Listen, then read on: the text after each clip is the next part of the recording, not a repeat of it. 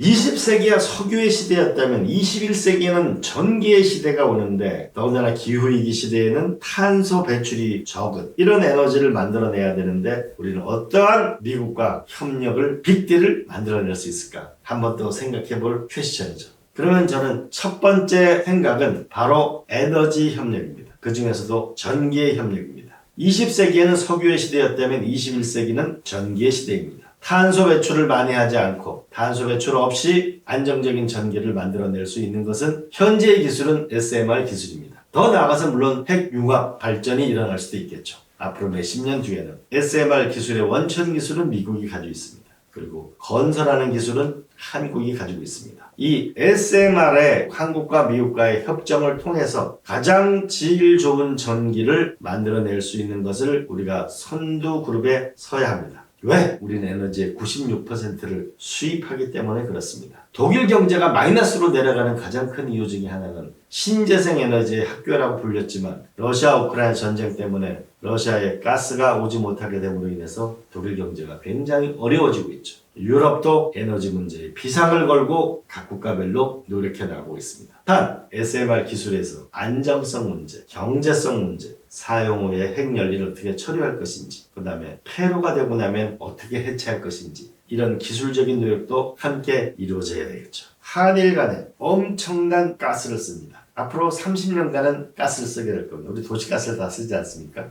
한국, 일본 모두 가스의 해외 의존도가 90%가 넘습니다. 1년에 각 나라는 대략 70조, 50조 원 정도씩 가스를 수입합니다. 저는 오래전부터 이시바 시계로 수상하고 상의해봤습니다. 한국과 일본이 다소비로 해나가는 두 나라가 가스를 공동 구매를 하자. 어디로부터? 미국으로부터. 미국이 알래스카가 가스 생산에 나섰습니다. 그러면 미국의 가스를 한국과 일본이 안정적으로 산다고 이런 협약을 만들어내면 저는 에너지 문제에서 위기에 빠질 수 있는 요소를 줄일 수 있다고 봅니다.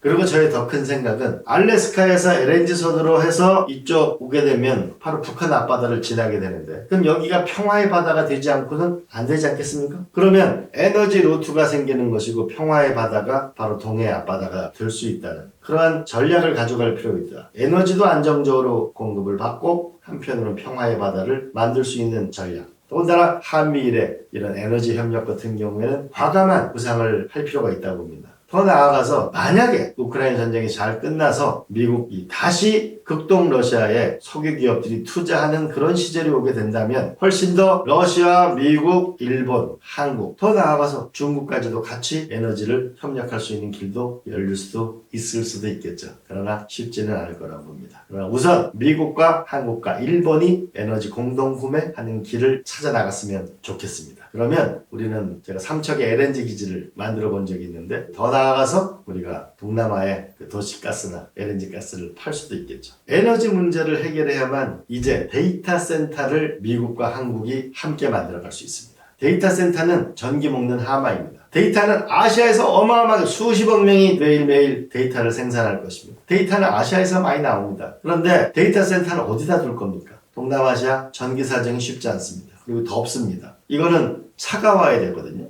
근데 일본에 둘 수 있는데 일본은 지진이 많이 나잖아요. 그러면 한반도가 화강지대가 많은데 한반도의 전기 문제를 해결하면서 전 세계 인류의 자산인 데이터 센터를 두게 된다면, 일부에서 제가 이렇게 얘기하면은 아니 한반도 정세가 위험한데 데이터 센터를 거기다 둘 수 있나? 이렇게 얘기하자면 역설적으로 그렇기 때문에 여기에 인류의 자산인 데이터 센터를 한국에 두게 된다면 한국은 데이터 산업이 발달할 수도 있고 또 한편으로는 평화를 지킬 수 있는 거죠. 아니 평화를 만들 수 있는 거죠. 누가 인류의 자산에게 거기 공격을 어떻게 할 수 있겠습니까?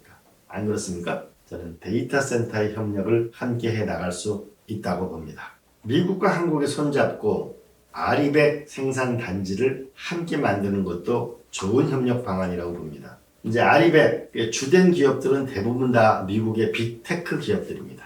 한국은 전라도에 대규모 해상 풍력을 만들어낼 수 있습니다. 여기서의 신재생 에너지를 가지고 함께 투자를 하고, 그러면 노르웨이, 대만 정도의 풍력 속도는 나오지 않지만 전라남도도 해상 풍력이 좋은 바람의 질을 가지고 있습니다. 공동으로 투자하고 아리백의 산업단지를 미국과 한국이 같이 만드는 것도 저는 좋은 전략이라고 봅니다. 이제 일론 머스크는 트럼프 대통령의 핵심적인 역할을 하고 있죠. 그런데 결국은 아리백이라고 하는 문제를 어떻게 풀어갈 것인가, 한국과 같이 풀어나가는 것이 저는 좋다고 봅니다. 왜? 한국은 생산 능력이 있는 나라이기 때문입니다. 그리고 일론 머스크의 오랜 창업을 같이 했던 피터 티엘은 이렇게 얘기했습니다. 전기료가 낮은 나라가 경제 성장을 하였다. 이런 표현을 한 적이 있거든요. 그래서 아리백을 같이 투자하고 아리백으로 이런 생산 산업단지를 같이 만드는 것도 저는 의미 있는 전략이라고 생각합니다. 미국에 다 한국 기업이 투자만 해라. 그렇게 할 수는 없잖아요. 미국 기업도 의미 있는 것을 투자를 할 필요가 있습니다. 그래야 또 동남아에 갔다가 팔 수 있는 것이 있겠죠. 미국과 디지털 시대, AI 시대의 가장 중요한 협정 중에 또 하나는 저는 통신협정이라고 생각합니다. 모든 데이터는 통신으로 다 움직이잖아요. 우리가 어디 여행 가면은 와이파이 비밀번호가 뭐예요? 이런 것부터 먼저 묻지 않습니까? 다 통신으로 움직이죠. 우리는 현재 국내 SK텔레콤, KT, LG텔레콤 이런 것이 있는데요. 이제 정지궤도위성, 중궤도위성, 저궤도위성의 시대가 열리고 있습니다. 이번 우크라이나 전쟁을 보니까 일론 머스크가 저궤도 위성을 공급해서 드론이나 전쟁이나 이런 걸 수행해 나가는데 도움을 주었습니다. 일론 머스크는 얼마 전에 섬이 많은 인도네시아에 저궤도 위성을 깔겠다고 이야기한 바 있습니다. 일론 머스크가 저궤도 위성이 수만 개를 깔고 있고 아마존도 하고 있고 영국의 원웹도 하고 있습니다. 저궤도 위성을 함께 협력하고 특히 여기에 들어가는 5G와 6G는 한국 기업과 결합하게 되면 저는 통신 부분에서의 협력이 일어나게 될 거라고 봅니다. 통신 부분의 협력이 일어난다는 것은 전 세계의 디지털 AI 시대에 수많은 데이터가 움직이는 정보 고속도로를 함께 건설하고 만드는 것이라고 볼 수 있는 것이죠. 이 저궤도 위성과 한국의 5G, 6G가 결합하는 통신 협정 같은 이런 것이 발전하게 되면 저는 또 한 번의 비약적인 한미 관계의 전환이 있을 것이라고 확신합니다. 디지털 AI 시대를 대비하기 위해서 그리고 기후위기 시대를 극복하는 한국과 미국의 빗들이 전략이 절실한 시대입니다. 기후위기는 4가지 위기를 가져올 것입니다. 식량의 위기를 가져온다고 합니다. 식량의 위기는 더 춥다. 이렇게 되면 식량 위기가 올해 보면은 배추값이 한 포기에 10,000원 넘잖아요. 왜 그러냐면 배추를 심었는데 녹아요. 올해는 송이 구경하신 분도 많지 않을 겁니다. 특히 과일은 더 가격이 올라갔습니다. 그리고 쌀이 현재 기온에서는 예를 들어서 이 나달에 100알이 달린다면 온도가 더 올라가게 되면 40알밖에 달리지 않습니다. 식량 위기가 올 수 있는 거죠. 식량 위기에 대응할 수 있는 인류의 자산을 누가 만들어내느냐가 중요한 시기가 왔습니다.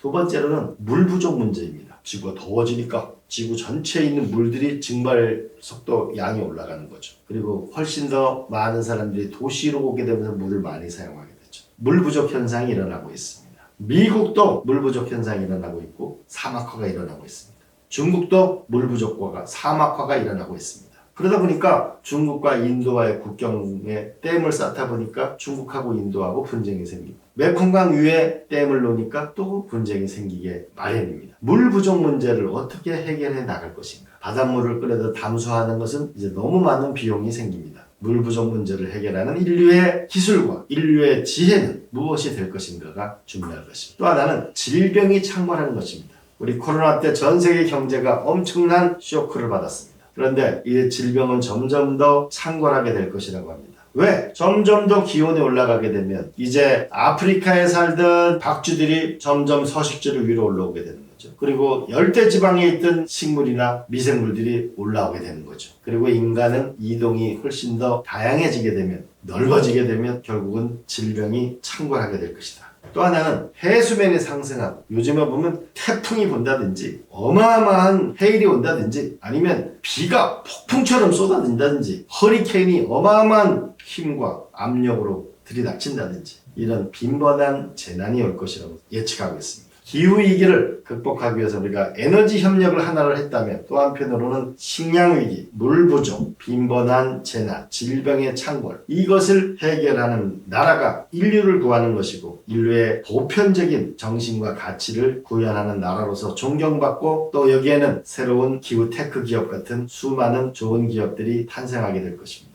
저는 특히 여기서 한국과 미국과 한국이 결합할 수 있는 부분은 바로 코로나 때 보았던 모더나를 통해서 백신을 만드는 것은 미국이지만 백신을 대규모로 생산할 수 있고 그리고 드라이버 스루나 의약품 이런 것을 만들어내는 것은 한국이 강하다는 것을 보여줬습니다. 저는 앞으로 수명 100세 시대 인간이 나왔는데 여기서 미국과 한국이 전략적인 협력을 하게 되면 인류에서 엄청난 기여를 하는 길이 생길 것이라고 생각합니다. 미국과 한국은 그리고 인류는 AI 표준화를 만들어내야 합니다. 저는 AI라는 게 인류가 이미 성경에 나오는 선악과를 먹은 거 아닌가 싶습니다. 솔직히 두렵습니다. 요즘에 일론 머스크가 발표한 휴머노이드를 보게 되면 그리고 이제 서서히 칩을 넣어서 인간의 뇌를 강화시키는 기술들이 나오고 있습니다. AI와 로봇이 만나면 이제 군사와 전쟁으로 동원되지 않아야 합니다. 만약에 AI 로봇이 전쟁을 수행하게 되면 인간이 견딜 수가 있겠습니까? 이제 영화에도 심심치 않게 등장하고 있습니다. AI가 인간을 공격하는 것이죠. 그건 충분히 가능합니다. 왜냐하면 AI는 밥도 안 먹습니다. 클럽에 안 가도 됩니다. 잠도 안 잡니다. 그런데 지능이 앞으로 조금 더 지나면 인간의 1000배, 인간의 10,000배쯤 될 겁니다. 그럼 이 기계가 볼 때는 저 사람들은 뭐 하는 거지? 왜 놀고 밥도 먹어야 되고 왜 싸우고 왜 저러는 거지? 생산성이 너무 없는데? 이렇게 생각할 수도 있잖아요. AI 표준화를 만들어야 합니다. AI 기술은 미국, 중국이 가지고 있습니다. 그리고 기업은 훨씬 더 엄청난 투자를 해가지고 진화를 하면서 경쟁할 것입니다. AI 표준화 만드는 거 유엔 사무총장이 계속 이야기하고 있지만 잘 되지 않고 있습니다. 그러나 AI 표준화는 그 길을 가야 합니다. 그런데 한국 같은 경우 생각해보면 우리가 EU의 본부가 어디 있습니까? 영국에 있습니까? 프랑스에 있습니까? 독일에 아닙니다. 브뤼셀에 있습니다. 어떤 강대국의 지배를 받지 않는 협력할 수 있는 그 중간지대에 있는 것이죠. 그러면 한국은 AI 기술이 있어야 AI를 이해할 거 아닙니까? 다른 대륙을 폄하하는 건 아니지만 AI 기술이 거의 없거나 전기가 거의 없는 아프리카의 AI 본부를 만들긴 어렵잖아요. 그리고 데이터는 주로 아시아에서 생기지 않습니까? 그러면 이 한국의 AI를 표준화하는 본부를 저는 만들어낼 수 있다고 생각합니다. 그러면 IAEA 국제 원자력 기구 하나에만 약 6천억 정도 예산을 쓰는데 데이터 센터도 한국에 두고 AI 표준화를 하게 된다면 저는 훨씬 더 아시아 지역에서 전 세계에 퍼져나가는 속도가 빠를 것이다. 또 중국도 한국이 하는 부분에 대해서 그렇게 반대가 심하지 않을 거라고 저는 생각합니다. AI 표준화, 이것을 우리가 미국과 한국은 함께 협력해 나갈 필요가 있다고 저는 깊이 생각합니다. 우리는 새로운 상상력을 가져야 우리의 미래를 열 수 있습니다. 노무현 대통령께서는 참모진에게 대통령 당선 직후에 미국이 살 수 있어요, 없어요? 같이 연구해 봅시다. 발제하세요. 미국과 잘 지내야 된다. 그때 노무현 대통령은 그러면 미국 하자는 대로 미국 하자는 대로 하면 안보가 됩니까? 미국 하자는 대로 하면 경제가 돌아갑니까? 우리의 전략이 뭡니까? 라고 시작했던 것이 한미 FTA입니다. 우리의 운명은 미국, 중국, 일본, 러시아의 강대국 사이에 있습니다. 이제 적어도 나라의 운명을 바꾸게 된다면 세상은 디지털 시대와 AI 시대와 기후위기 극복 시대가 핵심입니다. 그리고 수명 100세 인간이 나왔습니다. 그리고 우주로 바다로 공간은 확장돼 나갈 것입니다. 이때 새로운 질서를 만들어야 합니다. 이 문제를 누가 해결하는가를 두고 미국과 중국은 앞으로 30년간 치열한 경쟁을 할 것입니다. 우리는 우리 전략을 가져야 합니다. 지구 전체를 쓰는 전략이 있어야 합니다. 그리고 국력은 경제력에서 나오고 경제력은 기술력에서 나옵니다. 한국에 반도체가 있기 때문에 우리의 안보를 지킬 수 있는 측면도 있습니다. 반도체는 안보이자 외교이자 경제인 측면이 있습니다. 우리 생각에는 비용이 들지 않습니다. 사람은 본 것만큼 알고 아는 것만큼 보게 되어 있습니다. 과감한 구상을 가지고 나아가는 사람의 세상을 바꿀 수가 있습니다. 우리가 한반도가 어려운 환경에 처해 있다고 볼 수도 있지만 미국, 중국, 일본, 러시아는 큰 나라와 더불어서 일어설 수 있다는 그런 희망도 함께 가졌으면 좋겠습니다. 고맙습니다.